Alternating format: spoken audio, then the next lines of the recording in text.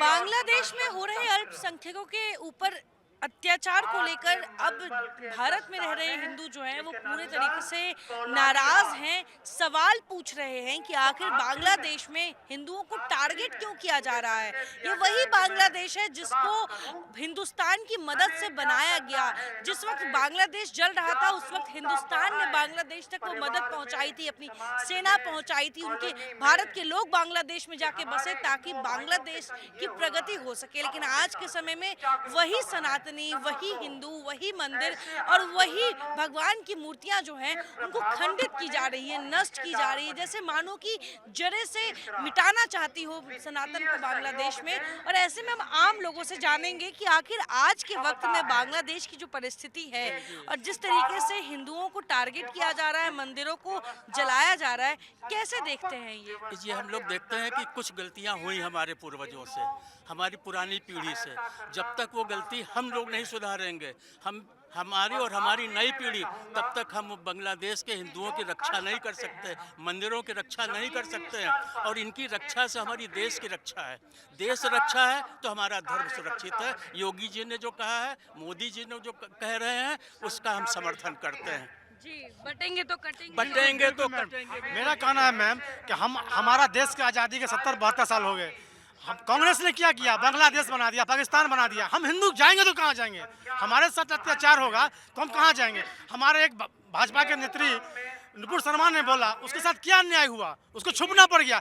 हम हिंदुस्तान में रहते हुए हिंदू छुप के रहे, ये दुर्भाग्य है हमारे देश के लिए। बांग्लादेश में जो हिंदुओं के साथ हो रहा है, चौराहे पे हिंदुओं की माँ बेटियों के साथ हो रहा है, भगवान की मूर्तियों को नष्ट किया जा रहा है, जैसे मानो अस्तित्व मिटाना चाहते हुए हिंदुओं का, कैसे देखते हैं? बहुत ही बुरा है। ये नहीं रुकेगा ना तो हमारे आने वाले पीढ़ी हम लोग को गालियां पड़ेंगे कि हमारे पूर्वज कैसे थे, कितने हिंदुओं को प्रताड़ना हुआ, असहते गए। इसलिए हमारे जात पात को छोड़ के सारे हिंदू एक, कोई जाति नहीं, हिंदू एक। इसमें जो सबसे महत्वपूर्ण है कि वर्तमान में जितने बांग्लादेशी और रोहिंग्या यहाँ पर हैं हिंदुस्तान में, उनको इसी समय भारत सरकार किसी भी तंत्र को अपनाकर बाहर निकाले, उनका जवाब वही है। ये जो सभा हो रहा है, इस नोएडा में जितने रोहिंग्या और बांग्लादेशी हैं, हम उनके लिए क्या कर रहे हैं? हम जमा हो रहे हैं, अपने आस पास के रोहिंग्या और बांग्लादेशी को निकालें खोज करके। ये सबसे बड़ी हमारी जिम्मेवारी है। अच्छा, एक चीज समझने वाली बात है कि शेख हसीना के साथ सरकार में जो हुआ, सरकार से निकाल दिया गया, अपनी जगह है। आखिर शेख हसीना के बेदखली के बाद हिंदू क्यों टारगेट बन गए वहाँ पे? देखिए, हिंदू सिर्फ बांग्लादेश के लिए नहीं, पूरे दुनिया के लिए हिंदू सबसे बड़ा सॉफ्ट टारगेट है। क्योंकि हिंदू जहाँ भी रहता है सहिष्णु बनकर रहता है, एक दूसरे को सहायता करता है। बाकी दुनिया में ऐसा कोई भी वर्ग, कोई भी कंट्री नहीं है जो हिंदू का बराबरी कर सके और हिंदू के विचारों को समझ सके। इसलिए हिंदू सब जगह सॉफ्ट टारगेट है। हिंदू अपने धर्म को कभी दूसरे पे थोपता नहीं है। बाकी दुनिया की सारी देश अपने धर्म को थोपना चाहती है, जिसमें बांग्लादेश और पाकिस्तान मुख्य रूप से शामिल है। हिंदू सॉफ्ट टारगेट बन गया है पूरी दुनिया में। कारण ये है, हमें उदार समझा जाता है, हम उदारवादी हैं, तो हमारी उदारता को हमेशा कमजोरी समझा गया है, जो कि उनकी सोच गलत है। कुछ हमारा जो त्याग का और प्राण देने की जो भावना थी वो भी गायब होती जा रही है। हम सब कंफर्ट जोन में आ गए हैं, तो कंफर्ट जोन से हमें बाहर आके और एक होना ही पड़ेगा और संघर्ष करना पड़ेगा। अदरवाइज कोई रास्ता नहीं है हिंदुओं को अपना अस्तित्व बचाने के लिए। आज से 30 साल के बाद क्या नज़ारा होगा जो बांग्लादेश पाकिस्तान में हो रहा है, वो हमारे साथ होगा, साफ साफ दिखाई दे रहा है। और अभी नहीं जागे तो बहुत भयंकर परिणाम होंगे।